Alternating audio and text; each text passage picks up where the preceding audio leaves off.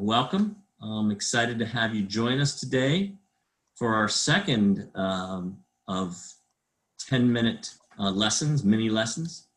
My name's Jim Myers.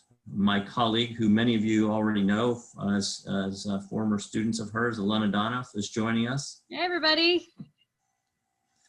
As a quick introduction to myself, I have an engineering background and spent my entire career in facilities related work. I retired 3 years ago, but I wanted to still use the skills and knowledge that I obtained over my career to help others in the profession.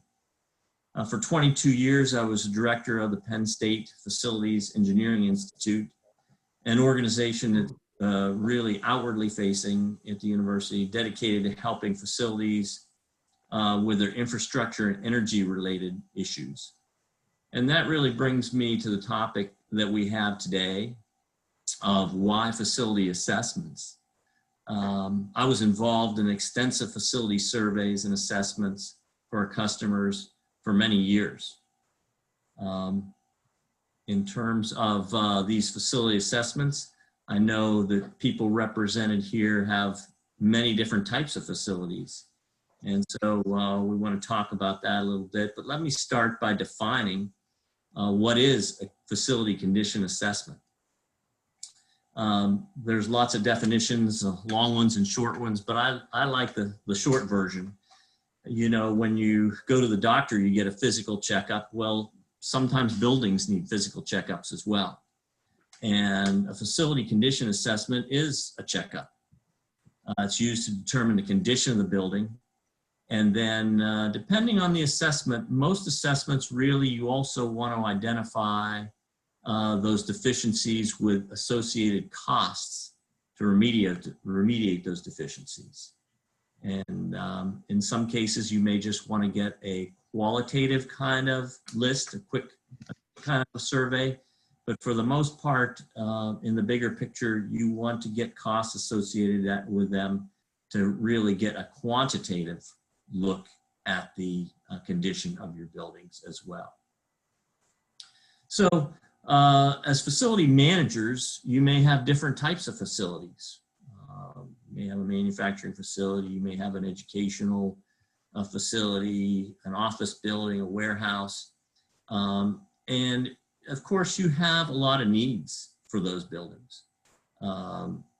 So really, why the facility assessment?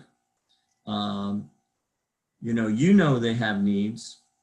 And as you go to sell that, you're not necessarily the person that holds the purse strings. You need to sell those concepts to the people that do hold the purse strings. So that's why you need to quantify the need for the deficiencies, for fixing these deficiencies. And so performing these can really help you do that. So if you have one facility, that's probably challenging enough. But when you have perhaps multiple facilities all over, say, the state or the country, and the facilities may not be the same type. Like I said, you may have manufacturing, you may have office space, you may have warehouse. There are just so many different types. And you may have the office building in the east where somebody says, my needs are the greatest because we're corporate headquarters. Or the manufacturing in the Midwest, well, we're really the blood flow of the organization. Or the warehouse in the West. How do you prioritize those? And a way to do that is to really quantify those needs and then be able to compare them with one another. There are different ways to look at these assessments, but I like to categorize them into three buckets. One is policy. Policy can either be a company policy, a local code, for example, or an industry standard. A physical need can be something like a roof repair or other building envelope problem, perhaps an insufficient electrical system capacity for your building. Programmatic, does the building really fully allow for the needs of the occupants or the purpose for which the building was intended? An example of that might be an educational building that has class size guidelines. The size of the room and the configuration of the room meet the programmatic needs. Now, some of these things can have overlap. For example, a physical problem can spill over into policy or programmatic. Programmatic, like I mentioned, the class size can also be related to policy. But depending on exactly the intensity of those needs, then you can also subdivide the results of your surveys into these categories. And again, by conducting these assessments, you're obtaining the data to make the business the business decision, and the needs to prioritize your funding.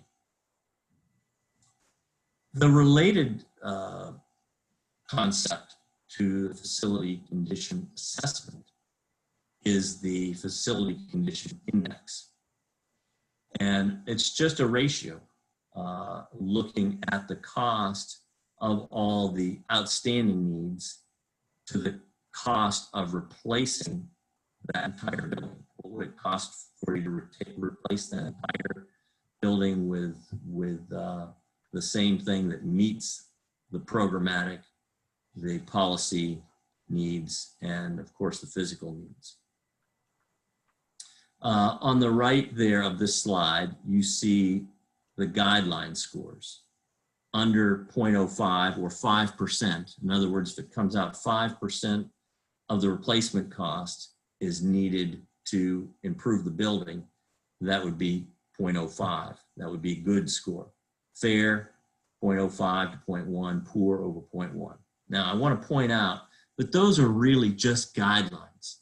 10% or 0.1 is actually fairly low, and it really has to be dependent on how your survey is designed. So I want to be careful to say these scores aren't absolutes. That is also something that you probably need to establish within your organization, what you want to consider as good, fair, and poor. But these are the guidelines that are often published along with this index. So let me provide an example of this. Let's say you do your assessment and you come up with policy deficiencies and valued at $15,000. Physical deficiencies at $45,000. And then program deficiencies at $40,000. That all adds up to a total of $100,000.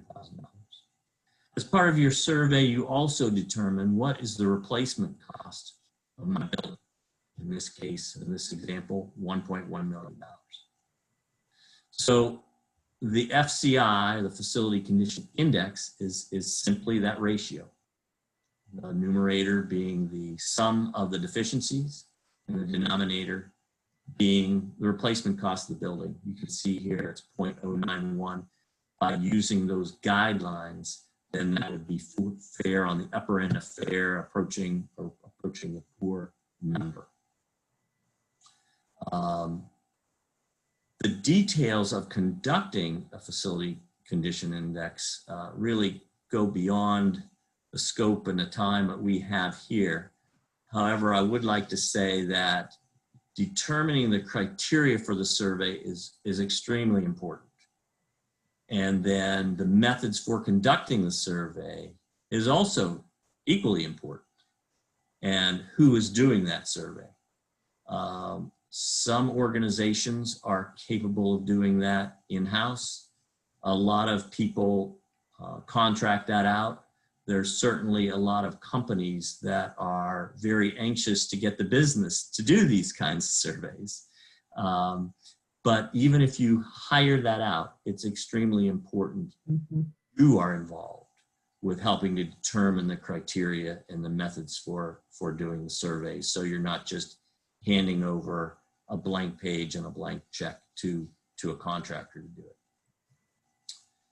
In summary, the facility condition assessments and the use of the FCI are tools to help you better understand your physical plant needs, whether you have a single site or multiple sites.